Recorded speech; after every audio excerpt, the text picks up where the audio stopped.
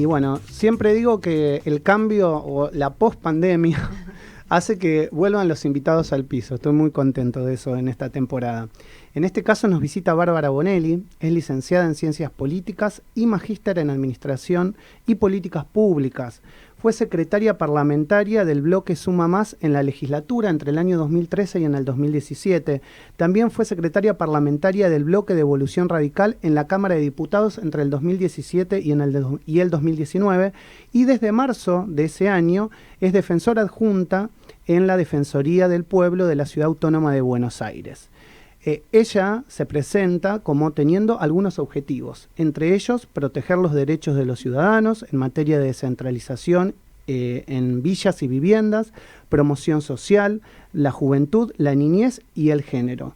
Su misión es generar políticas integrales en pos de promover esos derechos y reducir las inequidades presentes en nuestra sociedad. Bárbara, buen día, ¿cómo te va? ¿Cómo estás, Maxi? ¿Cómo andan todos? Qué alegría verte. Igualmente. Después de tanto tiempo. Muy lindo volver al piso de Radio Sónica. ¿Qué le agregarías a esa presentación? Bueno, es bastante completa la que hiciste, como que te me fuiste para el 2013. Bueno, le agregaría que estamos trabajando en esos objetivos, que la verdad es que estoy muy contenta del rol en la Defensoría, porque como vos contaste, tuve una experiencia más bien parlamentaria y la Defensoría te añade la posibilidad de estar con una cercanía a los problemas. Siempre digo que la Defensoría es como medio un termómetro de los problemas, porque llegan los problemas a la DEFE y te permite estar cerca de la visión de las personas que son destinatarias de las políticas de Estado. Y es muy importante eso, porque es la manera de saber efectivamente si cuando alguien pensó un buen diseño de política, se llega a resolverle el problema o a que sea adecuado para esa persona. Entonces, esa cercanía y ese roce con ciudadanos y ciudadanas me gusta mucho. Hablando de esa cercanía, ¿cómo ves que se trató en la ciudad de Buenos Aires el manejo de la pandemia, sobre todo en los barrios más humildes? ¿Cómo crees que llegó el Estado a esos lugares? Mira, yo diría que hubo etapas. Hubo una primera etapa media de primera coordinación muy fructífera, en donde me ha tocado ir a los consejos, a las mesas participativas, porque todo en los barrios se debate de una manera muy participativa, en donde había representantes, funcionarios y funcionarias. Hasta una vez estuvo la ministra Bisotti en la Villa 31, y funcionarios y funcionarias de la ciudad coordinando activamente para detener el aumento de casos. Todos recordarán que la Villa 31 fue el primer lugar en donde creció mucho los casos, y eso fue muy virtuoso. Y después, bueno, hubo un momento en donde esa coordinación se resquebrajó. Hubo muchos funcionarios y funcionarias que le pusieron mucho el cuerpo a la pandemia, como también miembros de la comunidad. Y hubo, bueno, también una suerte de retirada por momentos de las oficinas que siempre estuvieron en los barrios. Entonces hubo que atender mucho a esa retirada, porque con la costumbre de que los organismos se encuentran en los barrios, era la distancia y la dificultad de hacer los trámites por internet. Me acuerdo mucho los temas de los DNIs, era un dolor de cabeza. Y bueno, y había que readaptar a esa nueva dinámica. Creo que se hizo acordemente, pero tuvo sus momentos de dificultad y de desafíos. Sí, me imagino. Y en base a eso también, ¿cómo funcionó la Defensoría en estos 2 años? Porque también muchas cosas habrán sido remotas, pero también a ustedes como defensores y tener que velar por los derechos de los ciudadanos los habrá obligado a salir. Yo salí siempre, o sea, la verdad es que, bueno, Alejandro Amor, que fue defensor durante esos años, ahora es legislador, y mis compañeros y compañeras defensoras siempre estuvimos en la calle, recorriendo hospitales, recorriendo escuelas, estando en los barrios. La Defensoría modificó un poco su esquema de atención, mantuvo los canales virtuales, telefónicos y demás, pero una innovación que para mí fue algo positivo y que espero que sostengamos, fueron todo lo que son los operativos en la calle.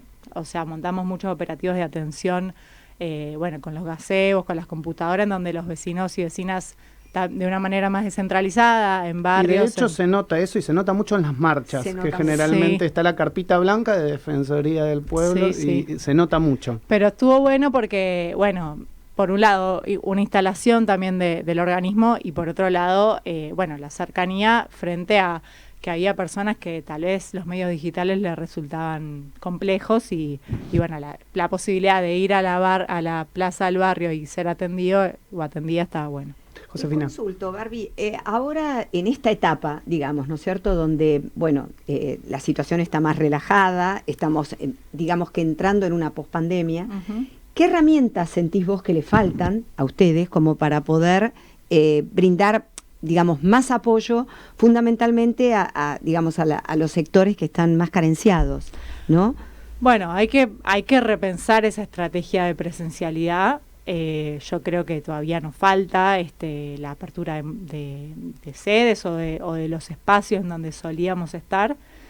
Y si bien estamos como en esa dinámica de pospandemia, todavía falta para retomar la presencialidad plena. O sea, todavía creo que nos queda un caminito que lo estamos recorriendo.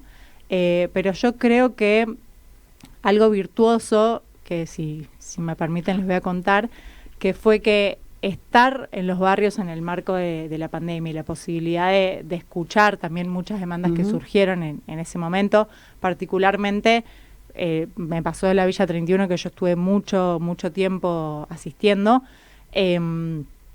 Como les decía, al principio todo estaba focalizado en la cuestión de los casos, cómo detectamos, cómo se hizo el primer detectar y demás. Y una vecina que en el marco de esas reuniones dijo, no subestimemos, la cuestión de género. Las mujeres están encerradas en sus casas con sus agresores.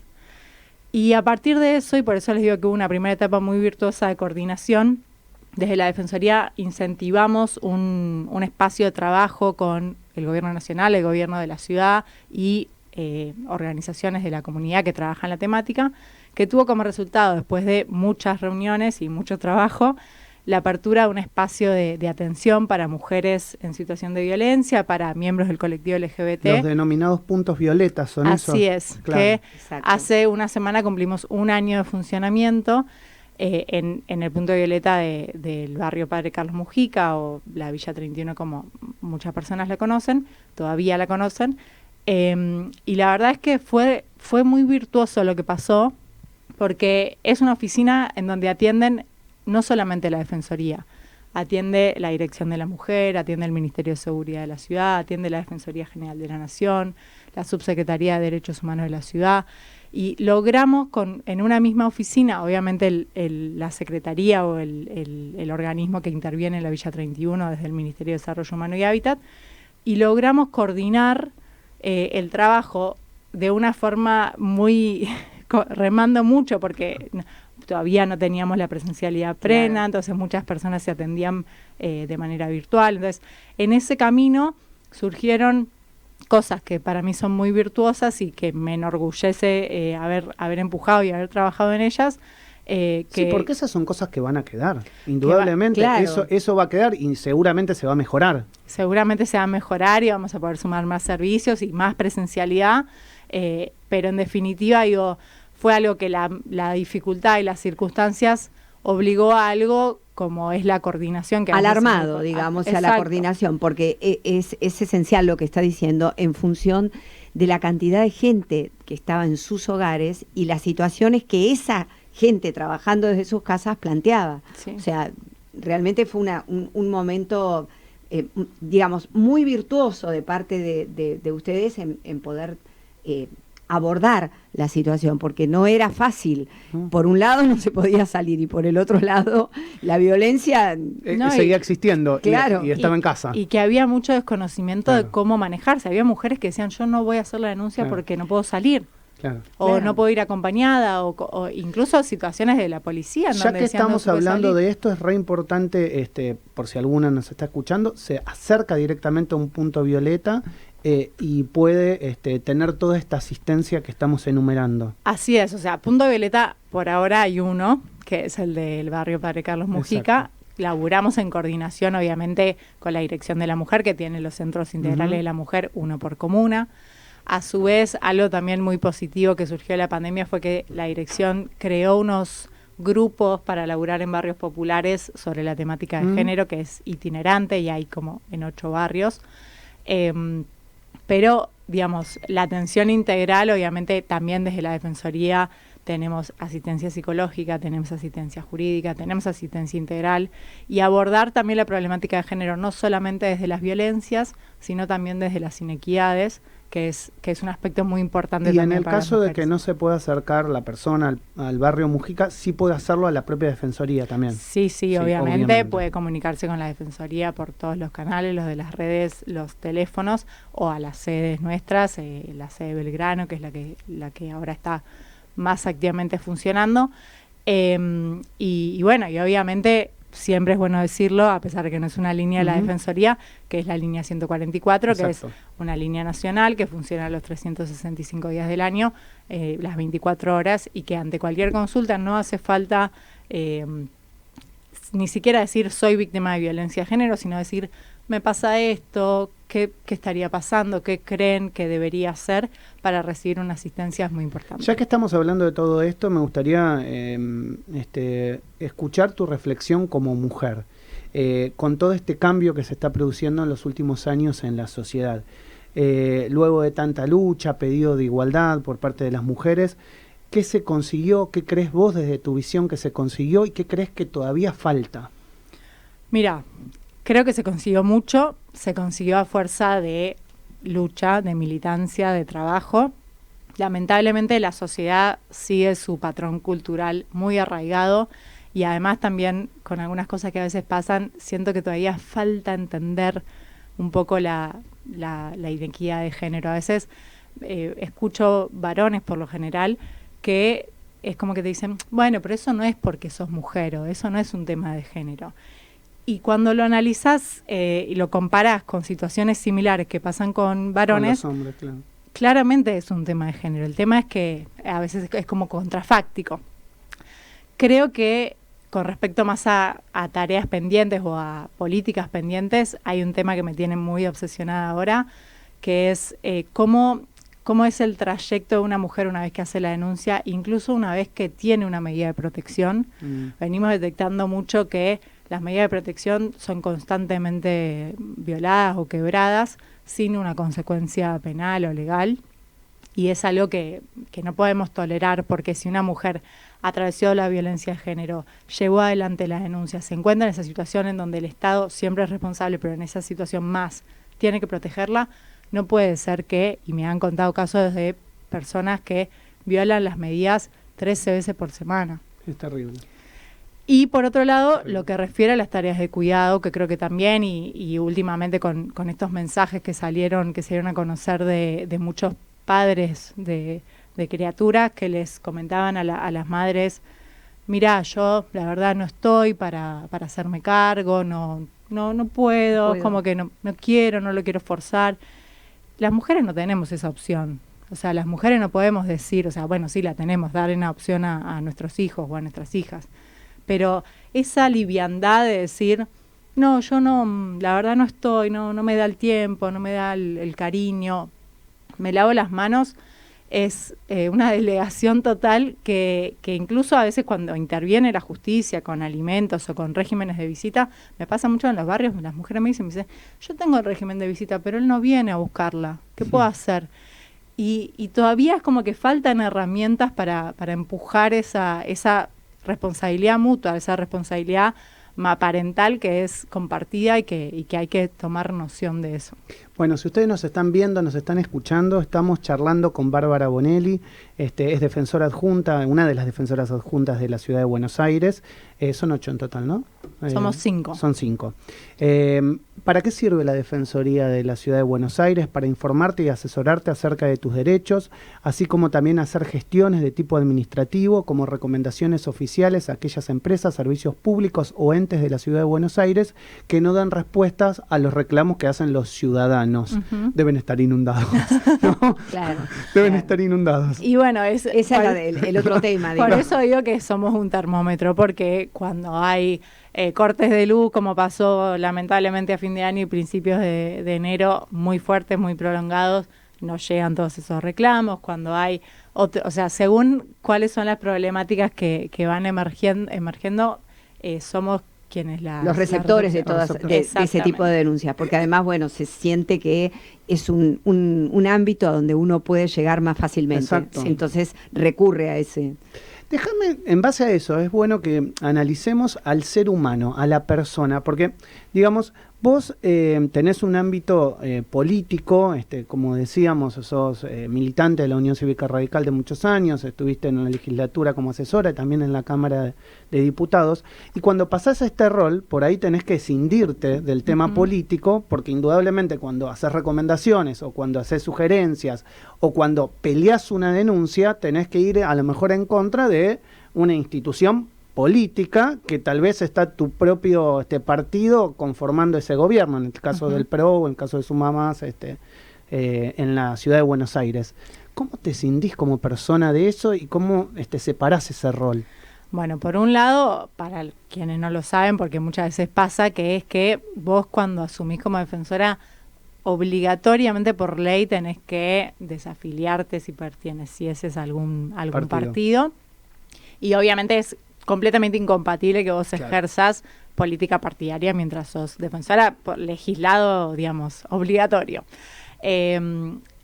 Y la verdad es que a mí, obviamente, yo creo que lo que pasa muchas veces es que por una cuestión de cercanía y, como decís, de muchos años de trabajo conjunto con la persona que tenés enfrente, el funcionario que de repente tal vez te toca, es algo virtuoso porque vos podés justamente manifestarle falencias que obviamente por una cuestión personal, pero con una cuestión que creo que todos quienes tenemos cargos públicos deberíamos ejercer de responsabilidad, poder hacer planteos genuinos de mejora de política. Yo creo que es algo muy importante como políticos que dejemos de tirar piedras, que empecemos a trabajar conjuntamente para encontrar soluciones. Creo que, bueno, lo que pasó estas últimas semanas con la cuestión del acuerdo del Fondo Monetario, en parte, si bien trae sus coletazos y sus dificultades, la cuestión de que varios partidos de la oposición hayan podido sentarse con responsabilidad y decir esto es algo que tiene un costo compartido, que es difícil, en lo que podemos no estar de acuerdo en muchas aristas, pero es mejor para el país que lo acompañemos. Y esa postura no es común en la política argentina, y es algo que desde algo tan grande e importante como el acuerdo con el Fondo Monetario, como lo más pequeño de ponerle un árbol a un vecino en su cuadra, tiene que ser como funciona siempre la política. Y uno no tiene que decir, y bueno, pero ¿cómo le digo a uno que me es afín? Es que desde tu rol estás haciendo política, tal vez no es partidaria, pero estás haciendo política, estás haciendo política social. Y además que es importante decir que no tenemos que ser, no tenemos que solamente reclamar las cosas cuando nos quedan políticamente cómodas, porque si no es verdadero, no es genuino ese trabajo. El trabajo genuino es plantear las cosas siempre, las cosas que corresponden, de buena manera, de manera respetuosa, trabajando en conjunto, siendo propositivo, pero hay que poder decir las cosas que funcionan mal, porque si no, no hay mejora posible. Andrés. Me quedó una pregunta de temas más atrás, que tiene que ver, hablamos sobre género y los barrios más vulnerables, pero también algo que como todo trajo la pandemia cambios, es la trata sexual. ¿Cómo abordaron ese tema desde la Defensoría, sabiendo que Buenos Aires es uno de los distritos con mayor cantidad de prostíbulos y demás? Mirá, me diste justo la pregunta. El año pasado creamos un observatorio de la trata desde la Adjuntía, o sea, en conjunto con varias áreas de la Defensoría, que estamos trabajando muy fuertemente en la importancia de que las sobrevivientes de la trata, sobre todo explotación sexual, que es la más frecuente, tengan un lugar a donde recurrir para su asistencia. Y presentamos 2 proyectos de ley sobre el tema, uno que es para la creación de un programa de asistencia económica directo para las víctimas de trata. Sé que a veces es como que uno dice, bueno, otro programa más de asistencia económica. Las víctimas de trata son personas que estuvieron privadas de de su libertad, en algunas oportunidades privadas del acceso a todos los derechos, sometidas a violaciones físicas, psicológicas y de todos los tipos. Y que desplazadas de su lugar. Desplazadas de su lugar, claro. Exacto, claro. que digamos, el delito justamente lo que incurre es en el traslado, muchas veces en la desvinculación absoluta con sus núcleos familiares y sus redes de contención. Entonces, amerita, digamos, tener un subsidio económico para este grupo de personas, que además tampoco es que desfinanciamos el Estado, claro, por brindar un subsidio económico. Ahora, como ese proyecto no viene teniendo mucho avance, presentamos otro proyecto que en realidad lo que busca es saltear a veces los impedimentos burocráticos, por decirlo de alguna forma, que se le dan a las víctimas de trata, a las sobrevivientes, para acceder a programas existentes. Las víctimas hoy, por lo general, acceden al subsidio habitacional porque, obviamente, cuando son rescatadas, no tienen dónde vivir. ¿Dónde vivir? Entonces se les da un subsidio habitacional que muchas veces, que las reglas del subsidio exige 2 años de residencia, documento de la ciudad, y una víctima de trata no tiene manera de acreditar eso. Entonces, digamos, siempre se termina resolviendo, pero es una ida y venida de, bueno, pero ¿cómo acredito tu residencia? Si es víctima de trata, esos requisitos no deberían aplicar. Obviamente, para ser víctima de trata, eso se certifica, no es que cualquiera puede ir a decir, claro, no, soy víctima de trata. Entonces, resolver un poco esos impedimentos que muchas veces llevan tiempo, desprotección y vulneración de derechos. Así que presentamos también ese proyecto en la Defensoría, en la legislatura. Además, creo, Barbie, que están firmando acuerdos con empresas y demás, otorgando determinados beneficios para la incorporación de este tipo de personas con esta problemática. Sí, ¿no es cierto? Hay varios municipios y algunas provincias que sancionaron incluso leyes de cupo para víctimas de trata. Exacto. De vuelta, sé que a veces el ciudadana escucha, subsidios, cupos, como que está medio cansado. Pero verdaderamente hay que entender que hablamos de personas que sufrieron una situación de vulneración absoluta de sus derechos, y que es muy difícil, a veces mujeres que fueron tratadas a los 15, 14 claro, años, entonces que obviamente no tuvieron posibilidad de terminar su escolaridad, es muy difícil acceder a un trabajo, que además tienen padecimientos psicológicos fruto de situaciones que atravesaron, que tienen tal vez muchos hijos fruto de haber sido violadas en prostíbulos durante mucho tiempo. Entonces necesitan que las políticas se direccionen hacia ellas. Uh-huh. Bárbara, para finalizar, institucionalmente, por ahí la gente no lo sabe, hay recambios en lo que es las políticas de la Defensoría con diferentes defensores. Uh-huh. Fue Alejandro Amor, vos recién lo nombraste, ahora es María Rosa Muñoz. Así es. ¿Eso en el fondo cambia algo o las políticas directrices siempre siguen? Bueno, obviamente la institución en sí es una institución constitucional que tiene determinados lineamientos y determinadas misiones y funciones, que eso se mantiene. ¿Se está cumpliendo la Constitución lo que dice a cómo funciona? Sí, o sea, la Constitución de la ciudad. La ¿no? Defensoría, como vos describiste antes, es un organismo garante y de protección de derechos, y se trabajan desde distintas áreas para lograrlo. Yo creo que obviamente cada defensor o defensora en este caso le da un tinte, como cualquier funcionario, a su propia gestión y lleva adelante, tal vez prioriza determinados temas o determinadas formas de llevar adelante la instalación de la defensoría o qué tipo de problemáticas quiere dedicar más fuertemente. Pero sin duda tanto Alejandro, a quien obviamente le tengo mucho aprecio y que fue un gusto laburar con él, como María Rosa, que si bien empezamos a trabajar ahora juntas, la conozco de cuando fui parlamentaria de la Defensoría, siempre fue una mujer muy compañera, para decirlo de una manera, en términos de ser aliada en muchas causas, cuando yo tal vez era asesora o secretaria parlamentaria y la convoqué a actividades, como cuando hicimos una vez un hackathon para la educación sexual integral, que creo que hace un par de, sí, me acuerdo, lo hemos nombrado.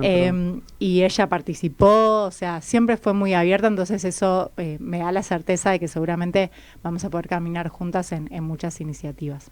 Bueno, Bárbara, te agradezco por haber aceptado la invitación de venir a Radio Sónica. Creo que fue la primera entrevista presencial después de la pospandemia. Sí, así es. Venimos haciendo entrevistas, pero siempre son telefónicas y es un gusto venir al piso, poder charlar, poder mirarnos las caras y poder intercambiar. Bueno, gracias. Bárbara Bonelli en la mañana del arranque aquí en Radio Sónica. Hasta luego.